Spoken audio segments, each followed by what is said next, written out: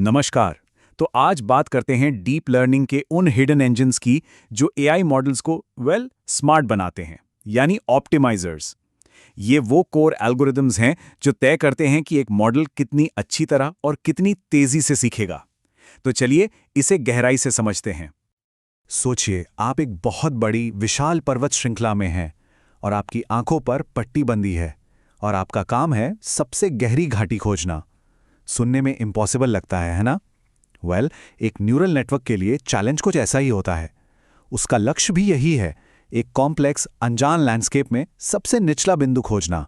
ये वो पॉइंट है जहां मॉडल के लिए एरर्स सबसे कम होता है। तो सबसे पहले उस कोर प्रॉब्लम को ही समझते हैं जिससे ये ऑप्टिमाइजर्स सॉल्व करने के लिए बनाए गए हैं। और ये चैलेंज है लॉस लैंडस्केप को नेविगेट करना। आइए देखते हैं कि इसका असल में मतलब क्या है। हमारी एनालॉजी में जो ये पर्वत श्रृंखला है ना, असल में वो लॉस फंक्शन है। ये कह सकते हैं एक मल्टी डिमेंशनल नक्शा है जो दिखाता है कि मॉडल की प्रेडिक्शंस कितनी गलत हैं। जो चोटियां हैं वो पॉइंट्स हैं जहां मॉडल का एरर यानी लॉस बहुत ज्यादा है, और घाटियां वो हैं जहां लॉस कम है। और हमारा गोल सबसे गहरी घाटी यानी ग्लोबल मिनिमम तक पहुंचना। और यहीं पर एंट्री होती है हमारे ऑप्टिमाइजर की, हमारा वो ब्लाइंड फोल्डेड गाइड। इसका काम है समझदारी से कदम उठाकर उस सबसे गहरी घाटी मतलब मिनिमम लॉस को खोजना।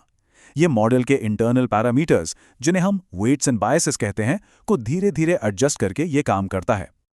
अब जरा पीछे चलते हैं और देखते हैं कि ऑप्टिमाइजर्स की पहली जनरेशन कैसी थी और उन्हें किन दिक्कतों का सामना करना पड़ा। शुरुआत में आइडिया बहुत सिंपल था, लेकिन प्रैक्टिकल एप्लीकेशन में कुछ बड़ी चुनौतियां थीं। तो सबसे पहला और सबसे ऑब्वियस आइडिया था ग्रेडियंट डिसेंट।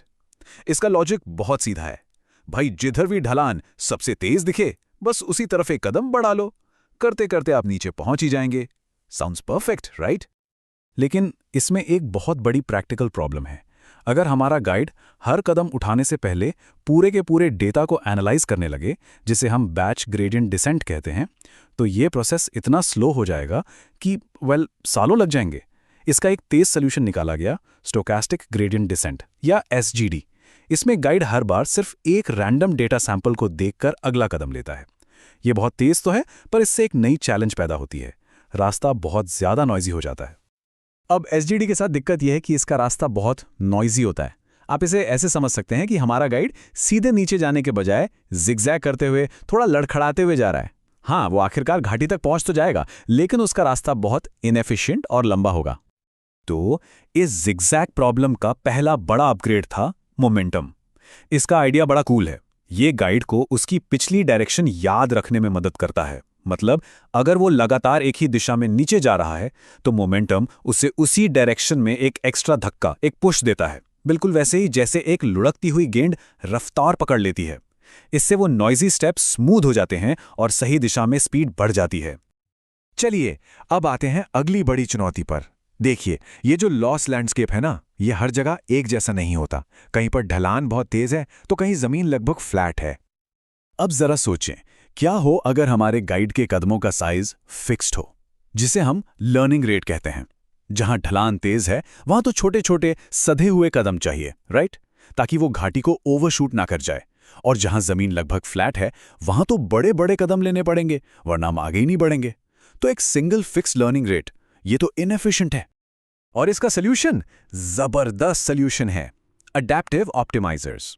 ये स्मार्ट हाइकिंग बूट्स की तरह हैं जो हर पैरामीटर के लिए अपने स्टेप साइज को टेरेन के हिसाब से इंडिविजुअली एडजस्ट करते हैं।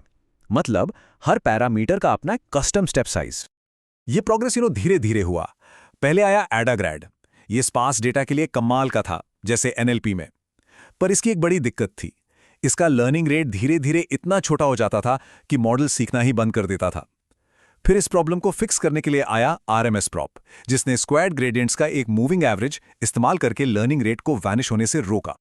और फिर इन सारे बेहतरीन आइडियाज को मिलाकर एक ऐसा ऑप्टिमाइजर तैयार हुआ जो आज भी इंडस्ट्री का स्टैंडर्ड माना जाता है, एडम, यानी एडैप्टिव मोमेंट एस्टिमेशन। ये मोमेंटम की स्पीड और एडैप्टिव लर्निंग की स्मार्टनेस दोनों को एक साथ ले आता है।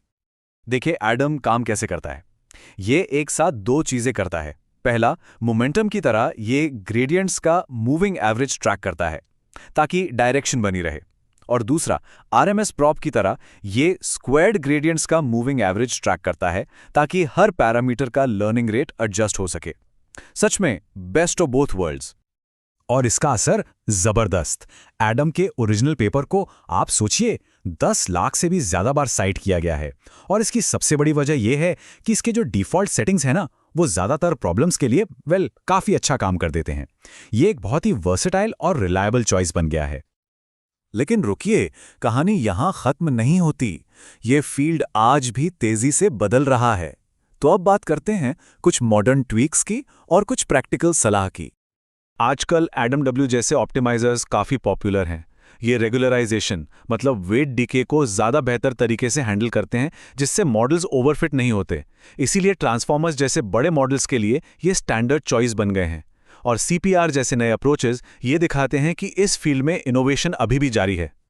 तो सवाल ये है कि अपने प्रोजेक्ट के लिए सही ऑप्टिमाइजर कैसे चुनें। देखिए, ज्यादातर मामलों में आप एडम या एडम से शुरू कर सकते हैं। ये रिलायबल है। हाँ, कंप्यूटर विजन में कभी-कभी एक अच्छे से ट्यून किया हुआ एसजीडी विद मोमेंटम बेहतर रिजल्ट्स दे सकता है। और बड़े मॉडल्स के लिए Adam is your go to choice. पर एक बात हमेशा याद रखनी है, अपने लॉस कर्व्स को हमेशा मॉनिटर करें और लर्निंग रेट को ट्यून करने के लिए तैयार रहें। आखिर में एक सवाल, एडम ने करीब 1 दशक तक इस फील्ड पर राज किया है, लेकिन अब जैसे जैसे एआई मॉडल्स और भी बड़े और भी कॉम्प्लेक्स होते जा रहे हैं, जिनमें ट्रिलियंस ऑफ पैरामीटर्स हैं, क्या एडम काफी होगा? ऑप्टिमाइजर्स की अगली जनरेशन कैसी होगी जो इतने विशाल लॉस लैंडस्केप्स को नेविगेट कर सके? ये एक ऐसा सवाल है जो एआई के फ्यूचर को शेप करेगा।